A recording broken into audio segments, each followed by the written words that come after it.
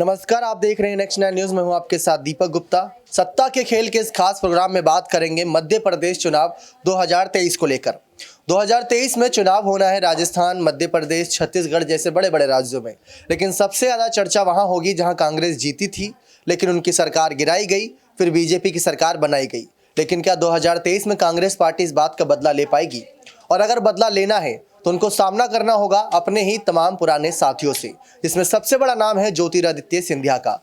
ज्योतिरादित्य सिंधिया जिनके दम से बीजेपी ने सत्ता वापस पाई, लेकिन क्या उनके दम से, उनके समर्थन से सत्ता को जीत पाएगी? क्योंकि सत्ता को वापस दिलाया था सिंधिया ने बगावत करके, लेकिन क्या जिता पाएंगे? उनको इस समय गद्दार, बागी विधायक, बागी नेता और साथ ही साथ बगावती नेता के तौर पर अलग अलग शब्दों के साथ उनको नवाजित किया जा रहा है, ऐसे टैग मिले हुए हैं। और कांग्रेस पार्टी जानबूझकर अपनी हर प्रेस कॉन्फ्रेंस में जब भी सिंधिया का जिक्र होता है, उनके विधायकों का जिक्र होता है, तो गद्दार कहने से पीछे नहीं हटती। अब समझने की कोशिश करिए, गद्दार बार बार इसलिए कहा जा रहा है ताकि जनता के जहन में ये शब्द बैठ जाए और जब वो वोट देने जाए तो ये सोचे कि हमें गद्दार को वोट नहीं देना है। लेकिन अब बात आती है कि बीजेपी ये टैग हटाने के लिए सिंधिया को क्या बड़ी जिम्मेदारियां दे सकती है 2023 के चुनावों में। चर्चा बहुत बड़ी है और इस सब सवालों का जवाब हमारे तमाम सहयोगी देंगे जो न्यूज़ रूम में मौजूद हैं। तो सबसे पहले आपको जानकारी दे दे, 2023 के अंत में चुनाव होंगे और कांग्रेस पार्टी का चेहरा कमलनाथ ही हो सकते हैं, लेकिन बीजेपी का चेहरा शिवराज होंगे या यहाँ पर सिंधिया होंगे, इस बात को लेकर कोई भी बात साफ नहीं हुई। अगर शिवराज नहीं होते तो कौन होते हैं? अगर यहाँ पर सिंधिया नहीं होते तो क्या शिवराज ही होंगे? सबसे बड़ा सवाल है। लेकिन शिवराज हो सकते हैं क्योंकि शायद ये उनका आखिरी एक तरीके से मुख्यमंत्री पद पर चुनाव हो, ये इमोशनल कार्ड भी खेला जा सकता है। तो इन सब बातों को ध्यान रखना होगा और इसी के साथ आगे बढ़ना होगा। सबसे पहला सवाल करते हैं क्रांति से कि आखिर सिंधिया का जो गद्दारी वाला टैग है उसको हटाने के लिए भारतीय जनता पार्टी ऐसी कौन सी बड़ी जिम्मेदारियां हैं जो सिंधिया को दे सकती है ताकि जनता उन पर भरोसा करे और जनता भरोसा करते हुए सत्ता वापस दिलाने और सत्ता जिताने में, दोनों में अंतर है, और सत्ता इस बार जिताती नजर आए। देखिए, सबसे पहले तो उनकी छवि को साफ करने के लिए बीजेपी जो है पहले से ही कोशिश कर रही है। लगातार जो है उनको उड्डयन मंत्री जब से बनाया तब से वो एक के बाद एक बड़े बड़े ऐलान करते नजर आए हैं, जिससे कि वो जनता के दिलों में धीरे धीरे अपनी जगह बना ही रहे हैं। और देखिए, जहाँ तक रही बात चुनाव की, तो जाहिर सी बात है कि अभी जो चुनाव होने हैं उसमें शायद सिंधिया के कुछ वोट जरूर कटेंगे, क्योंकि वो कांग्रेस के खेमे में जाएगा और जो आपने गद्दार वाली बात बोली उसकी वजह से। लेकिन यहाँ पर सिंधिया का अपना खुद का एक ऐसा वोट बैंक है जिसको शायद हटा पाना इस वक्त कांग्रेस के लिए आसान नहीं है। कांग्रेस चाहे कितना भी अभी गद्दार कह ले या कुछ भी कह ले, लेकिन आप देखिए कि कांग्रेस से तो जनता नाराज है, तभी तो कांग्रेस को बाकी राज्यों में हटा रही है। अभी भले ही यहाँ पर जो है मध्य प्रदेश में उनकी सरकार बननी थी, लेकिन उससे पहले आप देखिए एक एक करके तमाम राज्यों से जो है उनका अपना पीछे होना उस बात का संकेत जरूर दे रहा था कि यहाँ पर जनता खुद नापसंद कर रही है। तो अगर ऐसे लोगों का साथ छोड़ करके सिंधिया बीजेपी में शामिल हुए तो मुझे नहीं लगता कि जनता जो है वो ज़्यादा इसका इफेक्ट दिखाएगी कि वो कांग्रेस से गद्दारी करके आए हैं, क्योंकि उन्होंने सीधे तौर पर बोला था कि आप जो अगर मेरे साथ नाइंसाफ़ी करेंगे तो फिर मैं भी आपके साथ नाइंसाफ़ी करूंगा। जी, ये बात साफ है।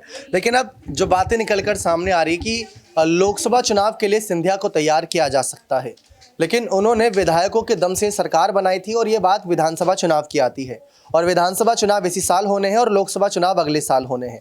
तो ऐसे में लोकसभा चुनाव को लेकर जो तैयारियां होंगी वो तैयारियां हर कोई देखेगा, लेकिन विधायक पद को लेकर जो तैयारियां होंगी, मुख्यमंत्री पद को लेकर जो तैयारियां होंगी, उसमें सिंधिया की क्या भूमिका रहेगी, इस पर जानते हैं यहाँ पर कपिल से कि उनका क्या कहना है। जिस तरीके से मध्य प्रदेश की सियासी सत्ता इस समय कमलनाथ के फैसलों की वजह से हिली हुई है, राहुल गांधी ने भी कह दिया कि मैं लिख कर देता हूँ चुनाव इस बार कांग्रेस पार्टी क्लीन स्वीप करती नजर आएगी बीजेपी को।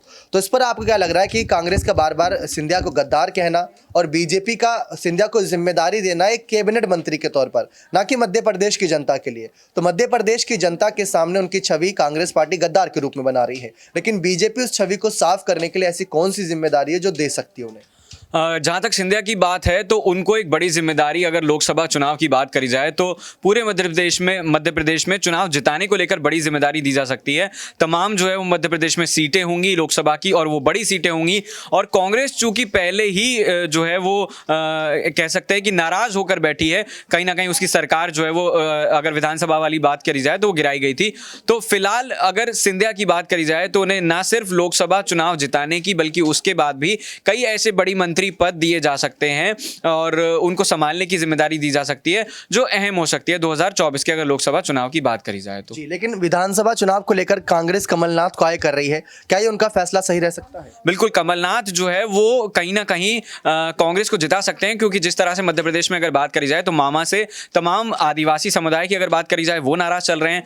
बीते दिनों जो है वो बिजली की अगर यूनिट की अगर बात करी जाए तो वो बढ़ाने का फैसला सरकार ने लिया था, हालांकि उसको इंप्लीमेंट नहीं किया गया है। तो जनता लगातार ये देख रही है कि मध्य प्रदेश में अगर मामा शिवराज जो है वो मुख्यमंत्री के पद पर बने हुए हैं तो उससे जनता को कहीं फायदा नजर नहीं आ रहा। हालांकि उन्होंने अभी बीते दिनों 130 करोड़ के भूखंड जो है वो अलॉट करे थे, तमाम अगर बात करी जाए 11,000 परिवारों की, तो उनको दिए थे। तो लगातार कोशिश तो की जा रही है, लेकिन इस बात की संभावनाएं अब प्रबल हो चुकी हैं कि मध्य प्रदेश की अगर बात करी जाए तो वहां पर कमलनाथ जो है वो मुख्यमंत्री बनते हुए दिखाई दें, क्योंकि ट्रेंड भी कई बार ये कहता है कि जब कोई सरकार सत्ता में होती है तो जनता चाहती है कि एक बदलाव आए, और कांग्रेस जैसा बदलाव मध्य प्रदेश में हम जरूर देख सकते हैं होते हुए। जी, मध्य प्रदेश में बदलाव होगा और सत्ता का खेल बदलेगा, लेकिन पायलट जैसे बड़े नेता हैं जो राजस्थान में इंतजार कर रहे हैं, लेकिन क्या वही इंतजार सिंधिया को करना पड़ रहा है? शायद अभी तक तो ऐसा कुछ नजर नहीं आ रहा, क्योंकि सिंधिया निडर होकर अपने फैसले सुना रहे हैं, अपने तमाम समर्थकों के दम से फैसले सुना रहे हैं। प्रांशी से यहाँ पर सवाल लेने की कोशिश करते हैं कि उनकी क्या राय है कि कांग्रेस पार्टी के खिलाफ बीजेपी सिंधिया की छवि, जो गद्दार का टैग उन्हें मिला हुआ है, वैसे तो सिंधिया ने साफ कहा था कि अगर भ्रष्टाचार जनता के खिलाफ हो रहा था और उसके खिलाफ अगर मैंने आवाज़ उठाई तो मैं गद्दार कहलाया जा रहा हूं, तो मुझे कोई दिक्कत नहीं है, मैं ऐसे ही और कदम उठाऊंगा। अगर बीजेपी ऐसा करेगी तो मैं बीजेपी के खिलाफ गद्दारी करूंगा या कोई बड़ी पार्टी करेगी। लेकिन आपको क्या लग रहा है कि 2023 के विधानसभा चुनाव, हम विधानसभा चुनाव की बात कर रहे हैं ना कि लोकसभा की, विधानसभा चुनाव के लिए क्या तैयारी इस समय बीजेपी कर रही है जो सिंधिया को बड़े पद दिए जा सके उसमें? देखिए, फिलहाल कोई बड़े पद को लेकर तो ऐसी कोई खबर सामने नहीं आई है। अगर खबरों पर रुख किया जाए तो शिवराज सिंह चौहान जो इस वक्त वहां के मुख्यमंत्री हैं, उन्होंने साफ तौर पर विधायकों को यहां पर चुनौती दी है कि कैसे भी करके अपने प्रभावी क्षेत्रों को उन्हें मजबूत बनाना है। क्योंकि देखा जाए तो शिवराज सिंह चौहान की कैबिनेट में से 12 उनके समर्थक मंत्री हैं और सिंधिया के 4 समर्थक मंत्रियों का पद इस वक्त खतरे में पड़ा हुआ है।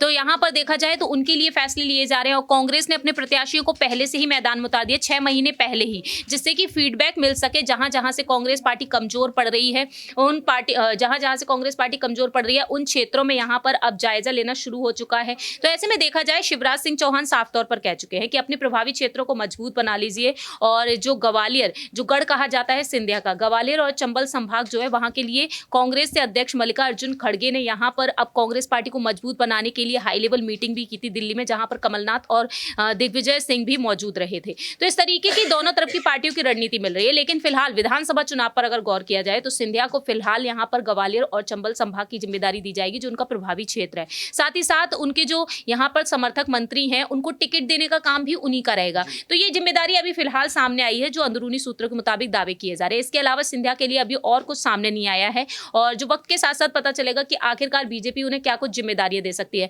देखा जाए तो स्टार प्रचारक के तौर पर तो वह नजर आएंगी, उड्डयन मंत्री के पद पर वह पहले से ही हैं, मोदी कैबिनेट का हिस्सा हैं और मुख्यमंत्री पद को लेकर मांग की जा रही है। अब ये तमाम ऐसी चीजें हैं। अब देखना यही होगा कि बीजेपी क्या वाकई में मुख्यमंत्री पद के लिए दावेदारी के लिए उन्हें आगे करेगी, क्योंकि प्रदेश अध्यक्ष बीडी शर्मा या फिर शिवराज सिंह चौहान के नेतृत्व में उनके चेहरे पर ये चुनाव लड़े जा सकते हैं। तो शायद ही सिंधिया को यहाँ पर आगे किया जाए, लेकिन सिंधिया के जो समर्थक है, जिनका पद खतरे में पड़ा हुआ, उनका टिकट यहाँ पर काटा जा सकता है। लेकिन सिंधिया से पहले राय मशवरा लिया जाएगा, उसके बाद ही यहाँ पर उन पर फैसला लिया जाएगा उम्र के आधार पर। जी, ये बात साफ है कि सिंधिया को लेकर रणनीति यहाँ पर बीजेपी ने साफ कर दी है, लेकिन सबसे बड़ी बात सिंधिया के मन में क्या चल रहा है ये भी जानना जरूरी है, क्योंकि ऐसी खबरें बीच में भी सामने आई थी कि सिंधिया चलती बैठक से उठ के चले गए थे, बाद में कोविड का हवाला दिया गया था, लेकिन शायद वो हवाला जनता को पसंद नहीं आया। जनता को पता था कि नाराजगी है सिंधिया की।